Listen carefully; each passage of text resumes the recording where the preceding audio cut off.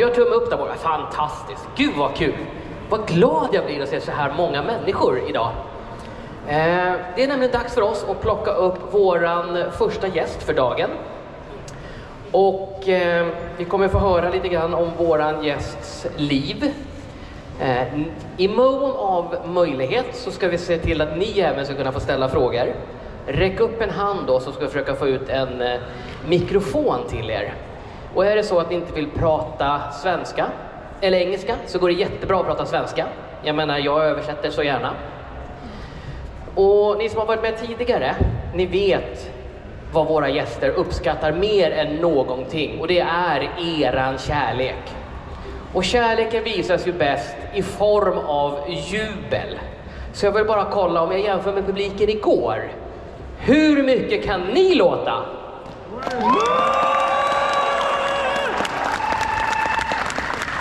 Alltså det är helt fantastiskt, jag behöver inte ens köra en remake. Det där grejer är klockrent. Så låt mig presentera honom och säga att han är född i Wales och han har växt upp i både England och Afrika. Han är utbildad mekaniker och han samlar på gamla bilar. Förutom att vara den enda skådespelaren att medverka i både James Bond, Indiana Jones och Sagan om ringen, så är han också en associate member of the Royal Academy of Dramatic Arts. Ja, jag pratar ju såklart om, ladies and gentlemen, please give a warm welcome to John Rhys Davies!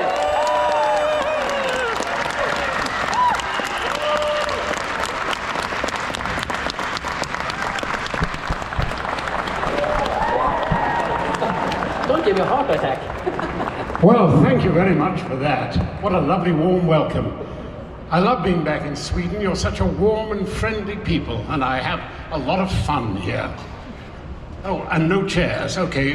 Do you want a chair? No, don't worry about me. I'm just an old man. Oh, look at that. Okay. Thank you. He's getting very old these days, and he needs somewhere to sit down, you know. Right, fire away. Yeah, let's take it. Usually I take it from the beginning, but I'm gonna go straight on. I mean, you're very famous for a lot of characters.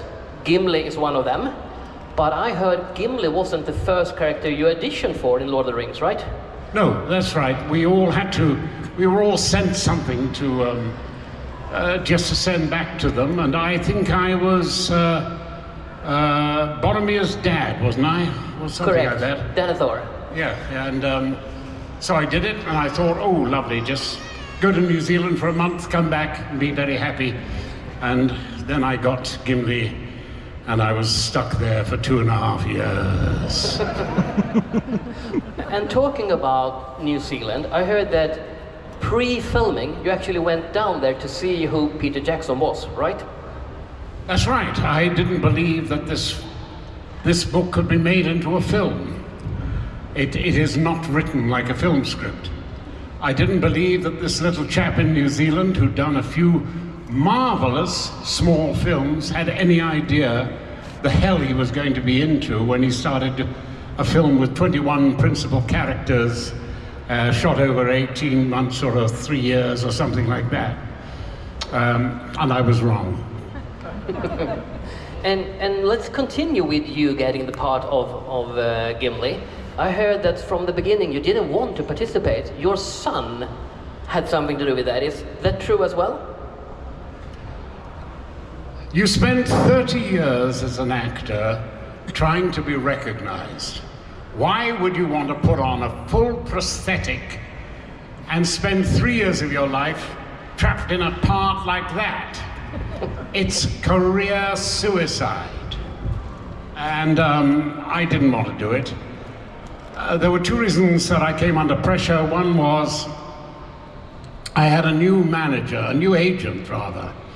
And he said, John, if you don't take this part, I don't think we can continue to represent you. Which I thought was a bit tough. But it was number one's son, who is a great Lord of the Rings fan, who actually said, Dad, if you turn this down, I think you're nuts. And I said, why? And he said, just think about it.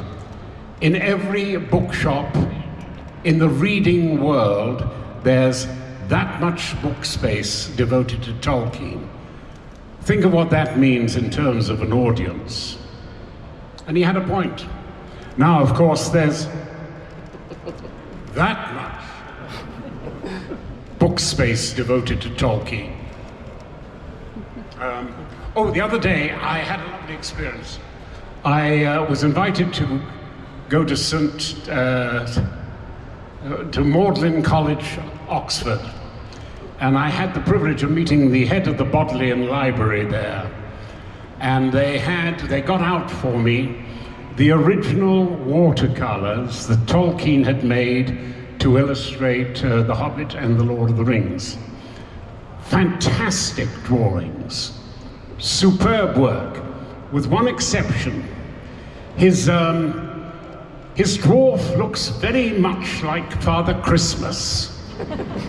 Santa Claus. Santa Claus? Yeah. But he's still a marvelous author.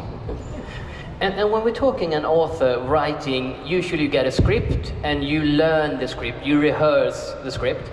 But I heard that you didn't want to rehearse the fighting scenes. Is that true? Is it just an evil rumor? And I'm curious, what about the stuntmen?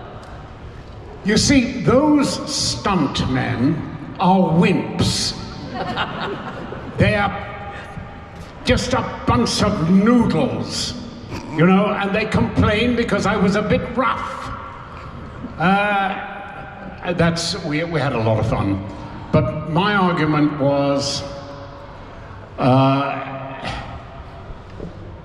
the close stuff was where you would actually see me. The real stuff was my stand-in stunt double, because I was as tall as most of the stuntmen there. And so there wasn't much point in actually carefully choreographing a fight that I wouldn't be seen into. Beside which, anyone who's ever been a bouncer, and I was once, when I was a student, knows that a fight develops a momentum of its own the moment the first blow is struck, and you can't plan for that. And you want that pushing and elbowing and all those dirty tricks. And actually they loved it, but they always used to complain because they said I'd been a bit rough with them. Wimps. And that stunt double, was that the same stunt double that you sent to the tattoo studio? I thought yes. Yes. Brett. Brett was his name, and I thought, yes, let him be ruined for life with a dirty needle rather than this perfect body of mine be pierced. And before we leave Lord of the Rings, I also heard, this is so much rumor that I want to be confirmed, there was this security guard at the set. And he did things during the night, is that correct?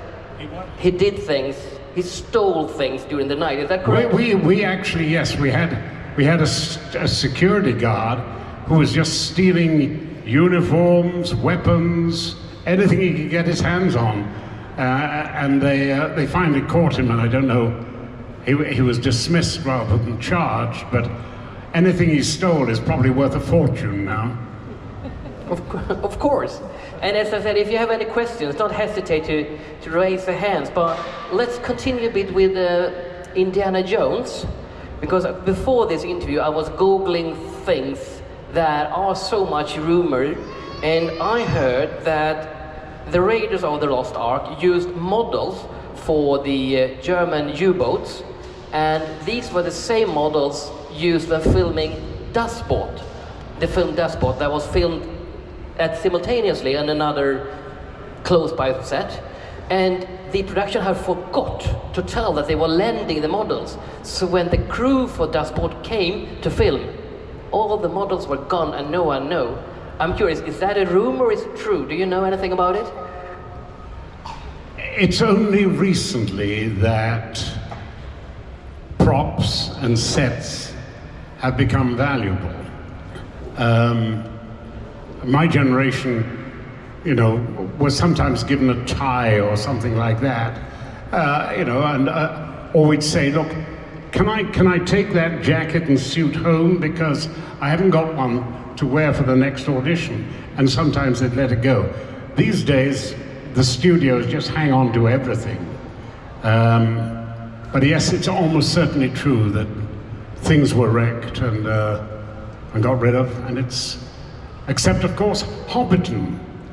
Hobbiton is now one of the major industries in New Zealand, all because one farmer allowed Peter Jackson to build some little hobbit hutches on his land, and he clearly now believes that actually the success of the film is entirely down to him. Oh, I may be being uncharitable there, and I am.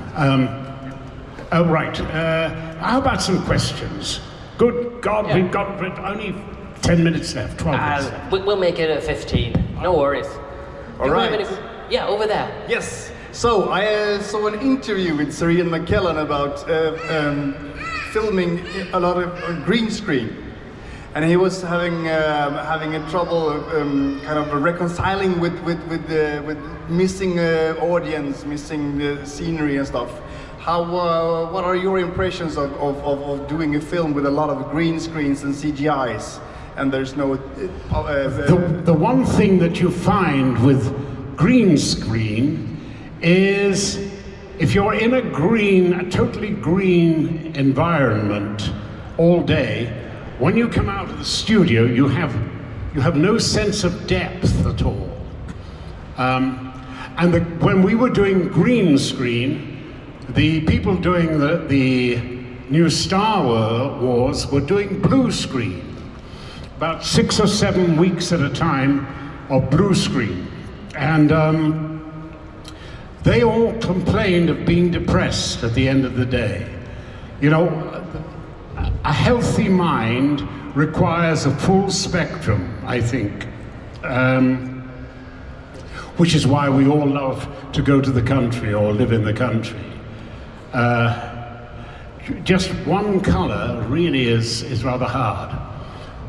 But the last time I saw McKellen on a green screen, well, it wasn't quite a green screen. They built 2 identical sets, and they were shooting The Hobbit when I went down to say hi. And they had 2 identical sets, and they had the dwarves drinking in the pub, and they were big lads. Some of them were bigger than me, and certainly were bigger than Ian. And Ian had to be taller than them. So they had a very clever thing these days. You just have cameras there, and you can actually turn a knob, and Ian gets taller, and the dwarves get smaller. And that was really fascinating to watch. The only sad thing about it, it was technically very hard. And Andrew Lesney, who was the DP who had looked after us on Lord of the Rings, he was clearly under stress, and unfortunately he had a heart attack and died not long after. Film can be pretty hard, you know. Yes, another question. Yeah, talking about green screen, I need to ask about Squadron 42 that are supposed to be released this year. I understand exactly. I saw some behind the scenes footage with you in spandex, and the cast is like, wow. What can you tell us about that? Well, yes, we did it first of all about 10, 12 years ago. And then the technology changed, and our wonderful director-producer managed to raise 510 million to bring the new recension out. So everything was upscaled again. So about 4 years ago, or 3 years ago, I went back and we did exactly the same scenes, but this time on a grander scale.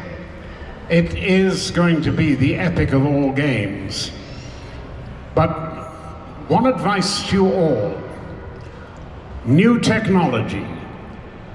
Do not spend a great deal of money owning new technology, because it will be out of date in about 6 months or 8 months, and it won't be worth anything. I have made that mistake several times. Thank you. We had a question from the audience. What is your favorite line from the Lord of the Rings movies? My favorite line in Lord of the Rings, cut! And that's a wrap. Totally worth an applause. Yeah. Vi undrar då tillsammans bara, av alla dina minnen från Sagan om ringen-tiden, vilket är ditt bästa minne? It was all That's easy for you to say. of all your memories from Lord of the Rings, which one is your best memory? Which is my best memory of Lord of the Rings? Any answer I give you today will be different tomorrow. It was unquestionably the most all-round perfect cast, crew, script, direction that I've ever known. There was magic being made every day. I mean, just, there were days of misery, but they were memorable. I mean, standing in the rain at Helm's Deep, the rain created by the local fire brigade, who would fire up their pumps, and the rain would come down, and it would trickle down the back of your leg, down your trousers, fill the boots up, and then Peter would say, "Cut!" And you stand there shivering for 20 minutes, and you were just about getting warm again, and he would go, "Okay, hoses and camera, son," and you'd be drenched again. Yes. Oh, happy ones. Well, there you are. Working with Galadriel. Working with the elf, the pointy-eared devil himself. And I mean, it was just an extraordinary time. What a great director Jackson is, and what a great script that was. Great crew, great cast. I shall not live long enough to repeat and improve that experience. Did you keep any props from that movie? Well, I got given an axe.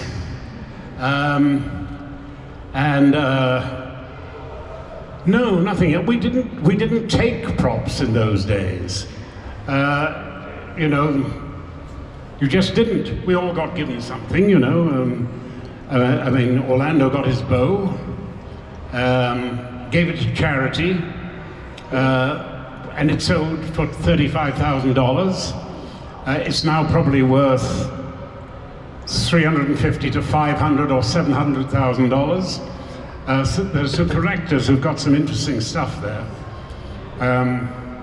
As far as axes are concerned, I am going to go back to New Zealand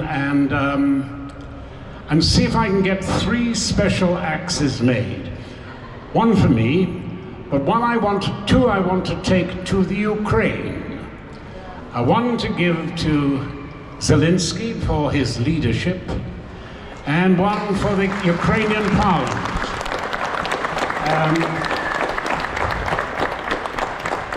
But it may well be that the powers that be will not allow an official one to be made, so I may have to come back to Sweden. They make rather good iron axes here. Talking about New Zealand, there's a new film that's been made, The Hunt for Gollum. Have you been asked to participate? No, I haven't. I said no to The Hobbit. I got asked if I wanted to be in The Hobbit, and I said, look, why would I want to be one of 13 when I've been one of 1? But there were other things too. I couldn't bear to put that damn makeup on again. And, you know, when you were 55, to put on, you know, nearly 40 kilos of armor and equipment and stuff like that and run up a hill, it was possible. Now I am 82 in 2 months' time. I don't really relish that prospect. But Andy and I have talked about it, and I said, if you can find a way without me having to do all that, and he's very good with technical stuff, I said I'd be more than happy to come in. But a lot of the hobbits are doing it, and I'm pretty sure that McKellen is going to do it. And I've got all of us, if called, will serve. Yes. Yeah, totally worth it. We have a question from the audience over here. Well, I have an obscure one for you. Back in '89, you made a movie named The Gifted One. It ended very open-ended. Is there any reason for that? Was there more movies per plan, or was it a failed pilot? Let me think back. 1989, The Gifted One. Was it about a very talented young man who was a genius? Yes, and he could also heal. Yes. It was meant to be a pilot for a new television series, which is why it's sort of open-ended. However, the audience didn't particularly like it, so it never got picked up. And I just tuck it in that back-held list, of the back of my brain. Yeah, it was okay. But that often happens. I did something the other day, marvelous setup. John, this series has got 22 bought already. It's got this grand cast in it, and you play the beggar, who is actually a bit more than a beggar, and it was a darn good show, brilliantly written. The only snag was they put all their ideas into the first episode, and when it actually came to actually writing the rest of it, they didn't have any ideas, so the show never got off. Happens. Talking about shows being made, because our time is kind of running up, so we need to round up this. But as one final question, in the film Starbright, that are to be released in the end of March. That's right, Starbright. We shot that in 2015, 2016, and then there was COVID, and it sort of got held up. It's a charming little romance about a young woman who wishes upon a star, and guess what? The Archangel Raphael comes down to make sure it happens, but to explain that wishes have consequences, and sometimes we have to accept what we are and what we do. But it's charming, wonderful, lovely cast too. And I have played a few archangels in my time, I suppose, yes. I suppose it's that angelic quality about my own nature. Or is it demonic quality? Is that why you only played one villain ever? One? You only played one villain ever? That's true, yes. Yes. Any more questions? You can take one final from the audience, and then we need to round off. And any questions after that, don't hesitate to come by John's table and ask him. Absolutely. The young lady there. We'll take that later. We have the microphone over there right now. Yes, I wonder about your dynamic with Orlando Bloom in The Lord of the Rings. Was any line ever improvised between the two of you? What lines were not improvised between the two of us? No. I'm so glad you put the question that way. I used to do these fan conventions, and a lovely girl would stand up and say, John, did you and Orly hang out a lot together? And I would have to point out that I was 54, 55, and he was 19 going on 20. No, we didn't actually hang out a great deal together. But I have to say that there was a wonderful moment when I got offered the part of the Elf King in the Shannara Chronicles. And I thought, I've got to do this, if only for one reason. That I could stand on a stage in front of an audience and say, from Dwarf Prince to Elf King, eat your heart out, Orlando Bloom. Yeah, keep that applause up for John Rhys Davies. And any further questions, don't hesitate to come by his table because we need to round up. Yeah. Thank you, you've been a wonderful audience. Yeah, keep that applause up. Thank you. And you've been a wonderful interrogator. Oh, thank you. Thank you.